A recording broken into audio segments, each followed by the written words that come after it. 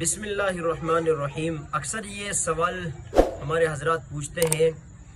کہ اگر امام صاحب نماز پڑھا رہے ہو، اگر مقتدی مثلاً ہم آتے ہیں اور امام صاحب کے ساتھ شامل ہونا چاہتے ہیں تو کس طریقے سے شامل ہو؟ امام صاحب اگر رکوع میں ہے اور ہم باہر سے آئے اور امام صاحب کے ساتھ رکوع میں مل جاتے ہیں، آیا کہ کس طرح ہم رکعت کو پائیں گے اور کس طرح رکعت کو نہیں پائیں گے؟ اس چیز پر آج تفصیلی بات کروں گا۔ یہ بات یاد رکھیے، اگر ہم باہر سے آتے ہیں، امام صاحب رکوع میں ہے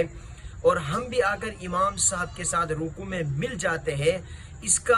آسان یوں اب سمجھ لیجئے گا، اگر ہم رکوع میں گئے تو امام صاحب بھی رکوع کی حالت میں تھے اور امام صاحب نے اب تلک اپنے ہاتھ کو گھٹنوں سے ہٹایا نہیں تھا یا کمر سیدھی تھی، کمر اٹھایا نہیں تھا، ہم امام صاحب کے ساتھ مل گئے، چاہے ہم نے